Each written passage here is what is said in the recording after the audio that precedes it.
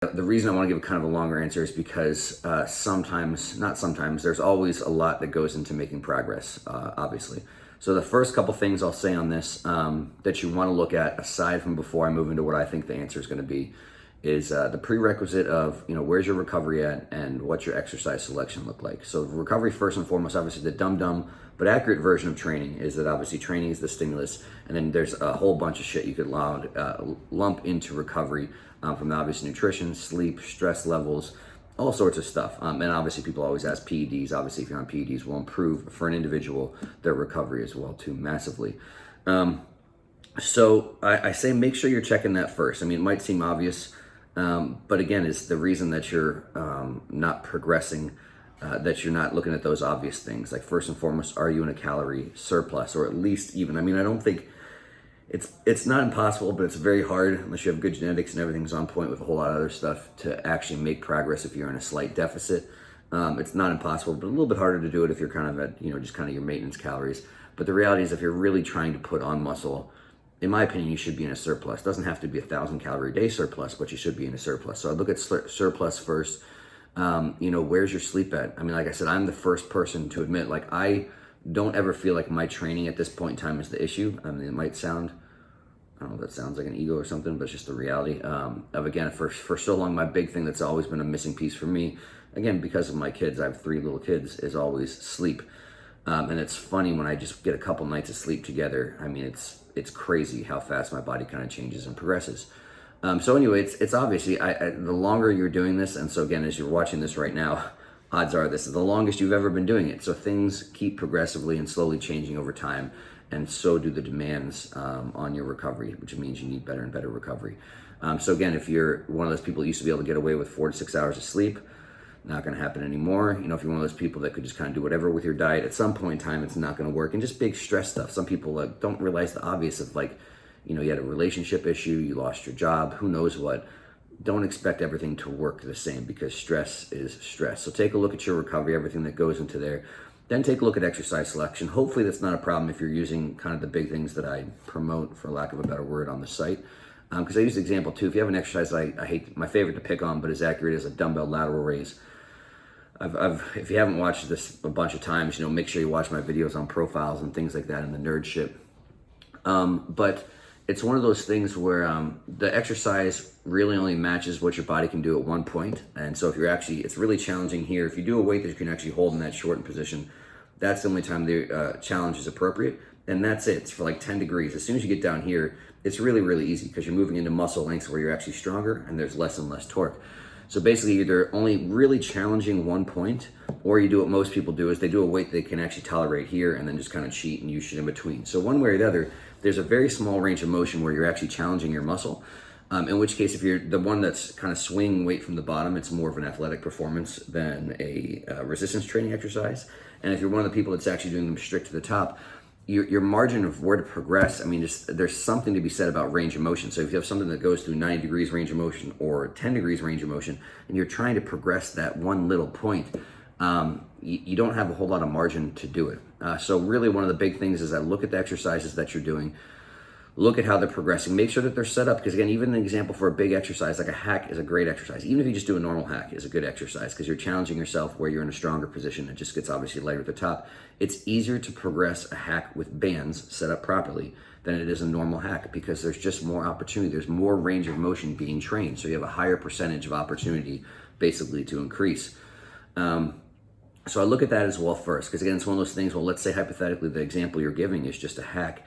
It's like, well, it might be time to get a better hack. And that's the thing is, people always take out of context. Can you grow, get massive doing things that don't have perfect profiles? Of course. But I think I don't think there's ever a reason not to, but especially at some point in time, I think people need to progress to. So again, someone that's already got a great physique that can squat a shit ton of weight, because of how hard they're just making one relatively small part of range of motion, if you expand it out and make it challenging the entire range, one, I think it's easier to progress, but two, it's easier on your body. So I would look at exercise selection as well too. And this kind of goes into one of my third points, is a matter of patience. So the smaller the exercise, basically meaning the more isolated, literally meaning the less weight that you're using, the harder they are to progress and the more patient you have to be and the more kind of this micro view, you need to take a look at your progression. Because the reality is, one, if you're going to do the things that most people do, like let's say it's even a dumbbell press, you're trying to move from 100-pound dumbbells and you're moving like most people in 5-pound increments. What's the realistic time frame to move up 5 pounds? And I'll give you a hint, like if you're brand new, it kind of starts fast, so it's like sometimes it seems like almost every other session or every month. As you get going longer, like just do the math. Like let's even say hypothetically you move up 5 pounds every 6 months. Someone's like, fuck, that seems like, if I'm doing 100-pound dumbbells right now, not unrealistic for someone to have been training 5 years and they're doing 100-pound dumbbells, for flat dumbbell press, let's just say. They're doing 10 reps, form's perfect, whatever. And I say, oh, well now you're at a point where it's only 5 pounds every 6 months. Someone's like, oh, fuck, that sounds fucking horrible. 5 pounds every 6 months. Like, I'm gonna kill myself with that level of patience. Well, think about it. If you're in this for the long run, so let's say you start training when you're 15, by the time you're 20, you can do 100-pound dumbbell presses. Well, if you do 5 pounds every 6 months for the next 10 years, 10 years from now, you're gonna be pressing 200-pound dumbbells. And I'm gonna tell you, because I work with them, and I'm not one of them, I couldn't press 200-pound dumbbells when I was 30, and most people can't. And some of it, of course, you're gonna say, well, there's a little bit of genetic limitation, maybe, arguably, it's not everyone on the planet is designed to be able to do that. But some people, it's impatience. So, one, you can make the argument, if you're going to move up 5 pounds at a time, you really have to look at minuscule levels of progression. And this is personally where I'm at right now, where again, I first have to have everything on point. And if my sleep's not there, then basically the best I'm doing in the gym is maintaining. If the sleep is there, if my recovery's on point, I'm there. I mean, I've been kind of just grinding to get back to old PR weights, just kind of gets my sleep and food gets back on track. And from session to session, sometimes it's a matter of, I might have 2, 3, 4 sessions in a row where I'm literally hitting the same weight for the same reps, but I am focused on the form getting better and better and better. Not to the point of making it ridiculous. I'm not trying to do slower negatives. I'm not trying to 1 week do 3-second negatives, the next week do 4-second, the next second 5. I'm not trying to make things over the top, but there's just, I think I first heard it from Ben. I don't know who made it. Some people don't like it. I still think it's the best thing to say, but ownership is a huge thing. Is you're moving weights with your muscles, period. I mean, that's bodybuilding. So again, there's better ownership. I mean, anytime somebody touches a new weight, myself included, lots of times it's just a drop. Hopefully it's just a drop in rep range, but the form's perfect. But lots of times it's not. And so lots of times I'll just get it and be like, well, the form was, for my standards, it was 90%. So my next progression is just, let's get it back to 100%. And so there's lots of times I could technically be doing the same thing on paper, and I'm basically just looking for progression in my quality of those reps with that same weight. And then from there, I'm looking for literally half reps. So when I'm progressing loads, I basically count the reps that I'm doing on my own. And if I have a spotter do, forced reps for 1 or 2 reps, I count that. Some weeks it's a forced rep where it's basically I get the bottom, half an inch myself and he does pretty much everything. Next week's it's basically I kind of got half of it and he does the last little thing. The next week after that might be like, oh, I almost got it there. I'm shivering, quivering, and then he just has to touch me to finish. That's progression in and of itself as well too. And so there's a level of patience that has to come with that. I see, and I understand where some people come from. If you're keeping your body the same year round, and what I mean is you're not using PEDs to go through these ups and down cycles, which I'm not judging, but lots of times people see that. That's, in my opinion, that is a way that people can do it. For me, long run, I want to be able to be in the same place for something I can maintain for a long period of time, and I've kind of always been like that. So again, if I don't like this ups and downs things, because that's how some people do it. They'll make these big PRs and hit this progress when they're on their blast, and then they try and maintain it as much as they can, or basically, even if it's worst case scenario, 2 steps forward, 1 step back. But the reality is, for the rest of us, if you don't want to do that, and again, no judgment whatsoever, that's a very good way to do it as well too. And people, in my opinion, can do that relatively healthy as well, done the right way with a doctor, all that kind of shit.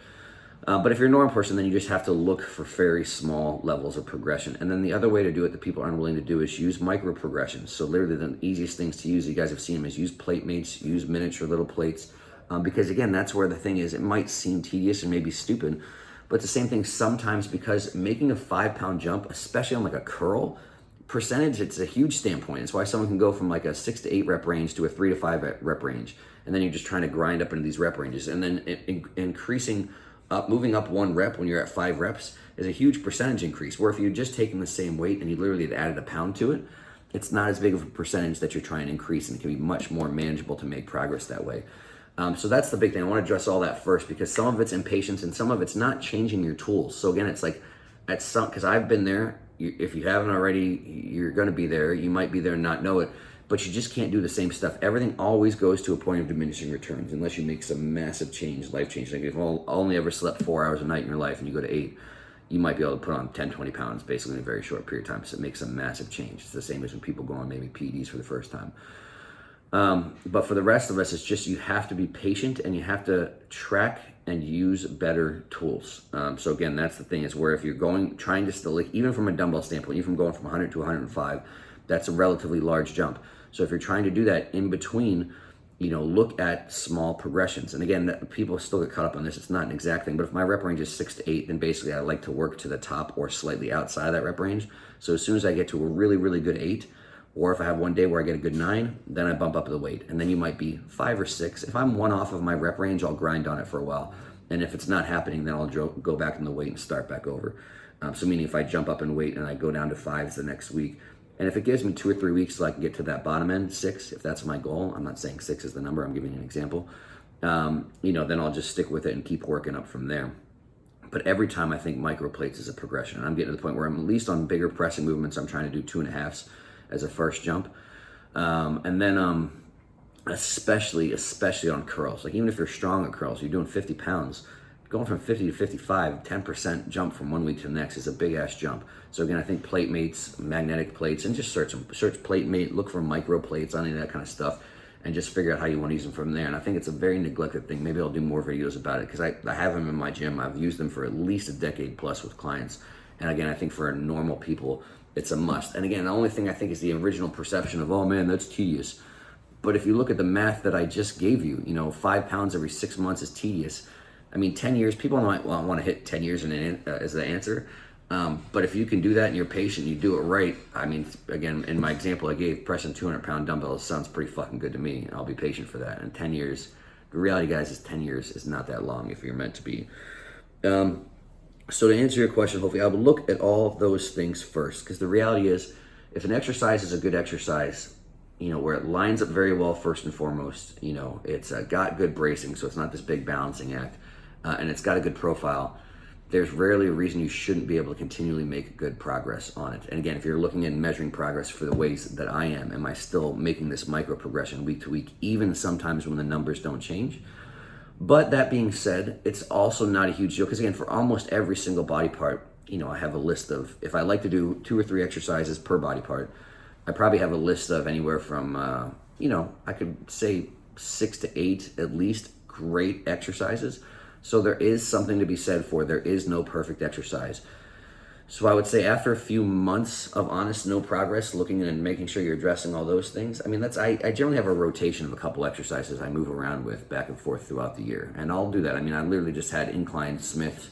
I've had them for probably a year, and just was kind of stalling on progress, kind of wanted to put in a little bit of a different exercise, because I have another exercise that I probably have equally enjoyment, if that's the right word, out of it, and fits well and all that kind of stuff. So when you have interchangeable exercises, as long as you're not changing them as frequently as every few weeks, it's also not that big of a deal. So address all those questions first, and if you want a time frame, really give any exercise a go for a minimum of 8, I'd say more likely 12 weeks. And then if you rotate them, then no big deal after that point. Because again, whether it's the idea that there is something to be said, there is no perfect exercise. So if you can switch from an almost perfect exercise to another almost perfect exercise, that's not a bad thing as well too. And like I said, I will leave movements in sometimes for a year plus at a time. But again, it's not super rare for me to change things sometimes every 3 to 6 months either for my big output movements.